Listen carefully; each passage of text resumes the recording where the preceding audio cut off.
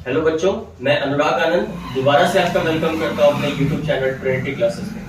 बच्चों, आज जो अपन टॉपिक डिस्कस करेंगे that is stereo isomers, stereo isomerism भी बोल सकते हो आप इसको। बहुत ही इंपॉर्टेंट टॉपिक है, हर कॉम्पिटिटिव एग्जाम में आपको डेफिनेटली यहाँ से सवाल मिलता है। तो डेफिनेशन बहुत ज्यादा इंपॉर्टेंट नहीं है कॉम्पिटिटिव पॉइंट ऑफ व्यू से, फटाफट इसको करते हैं फिर इसके कॉन्सेप्ट्स पे चलते हैं। तो बच्चों, पहला पॉइंट कहता है सेम मॉलिक्यूलर फॉर्मूला। भैया स्टीरियो आइसोमर्स है, आइसोमेरिज्म है, तो सेम मॉलिक्यूलर फॉर्मूला तो होना चाहिए। बाकी यहाँ पे स्ट्रक्चरल फॉर्मूला भी क्या होता है, सेम होता है, लेकिन डिफरेंस कहां होता है, जो एटम्स है हमारे पास उनका arrangement in space is different. बहुत ही इंपॉर्टेंट है, ये आपको याद होना चाहिए कि स्टीरियो आइसोमरिज्म में different arrangement of atoms in space होता है। उसके बाद का पॉइंट, हमारे पास कितने टाइप्स के स्टीरियो आइसोमर्स होते हैं? तो बेटा एक होता है हमारे पास कॉन्फिगरेशनल और एक होता है कन्फर्मेशनल। यहां पे थोड़ा बहुत हम इसके बारे में भी डिस्कस करेंगे। जो कॉन्फिगरेशनल होता है वो नॉन इंटर कन्वर्टेबल होता है, मतलब अगर हमारे पास एक स्ट्रक्चर मिल गया है इसमें तो हम दूसरे स्ट्रक्चर में इसको कन्वर्ट नहीं कर सकते। और ये हमेशा याद रखना, non inter convertible at room temperature, at room temperature मतलब 25 डिग्री सेल्सियस पे ये नॉन इंटर कन्वर्टेबल होगा। कॉन्फिगरेशनल को अपन दो पार्ट में डिवाइड करते हैं, एक होता है जीआई ज्योमेट्रिकल आइसोमेरिज्म और एक होता है ऑप्टिकल आइसोमेरिज्म। कॉन्फॉर्मेशनल जो होता है वो आपका इंटर कन्वर्टेबल होगा, मतलब एक फॉर्म से आप दूसरे फॉर्म में कन्वर्ट कर पाओगे, और ये नॉन रिजर्वेबल होता है। अब बच्चों लोग पढ़ते हैं सबसे पहला दैट इज ज्योमेट्रिकल आइसोमेरिज्म। तो ज्योमेट्रिकल आइसोमेरिज्म का आज अपन एक कंडीशन डिस्कस करेंगे जो कि कहता है कि restricted rotation should be present. But बेटा ये रेस्ट्रिक्टेड रोटेशन क्या है? इसे मान लीजिए अपने पास दो कार्बन एटम है और सिंगल बॉन्ड से वो कनेक्टेड है, तो हम क्या कर सकते हैं कि बाहर से फोर्स लगा के हम आसानी से इसको रोटेट कर सकते हैं। So this is called as free rotation.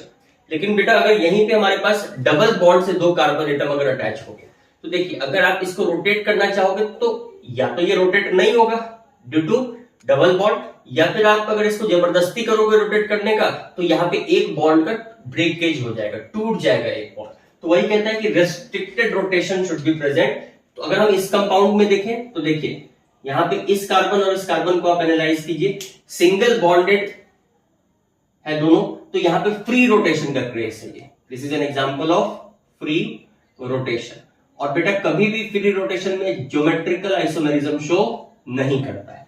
Second case में देखिए यहां पे कार्बन कार्बन है और ये डबल बॉन्डेड से कनेक्टेड है, दो बॉन्ड से कनेक्टेड है, तो बेटा यहां पे आपका रेस्ट्रिक्टेड रोटेशन प्रेजेंट होगा और ये आपका ज्योमेट्रिकल आइसोमेरिज्म भी शो करेगा। और भी कंडीशंस हैं ज्योमेट्रिकल आइसोमेरिज्म के लिए, बट अपन अभी सिर्फ पहला कंडीशन डिस्कस कर रहे हैं, that is restricted rotation should be present. अब देखिए बेटा यहां पे भी दो कार्बन है, दोनों के बीच में रेस्ट्रिक्टेड रोटेशन प्रेजेंट है, तो देयर इज ए पॉसिबिलिटी कि ये भी आपका ज्योमेट्रिकल आइसोमेरिज्म शो करेगा। बेटा तीन पॉइंट है इंपॉर्टेंट, देखिएगा। रेस्ट्रिक्टेड रोटेशन आपका sp2 हाइब्रिडाइज्ड कार्बन के बीच में होना चाहिए, मतलब डबल बॉन्ड होना चाहिए।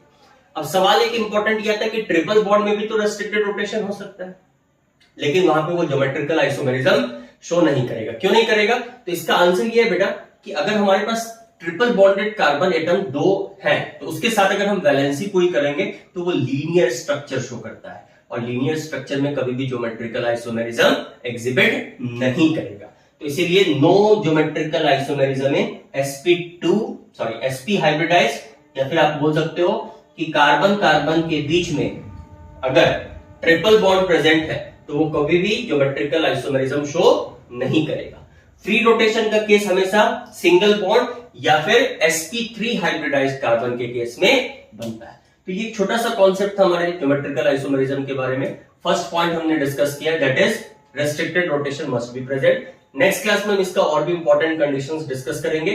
तब तक पढ़ते रहिए, कॉन्सेप्ट्स बनाते रहिए, सवाल लगाते रहिए। फिर मिलते हैं नेक्स्ट वीडियो में। Thank you very much.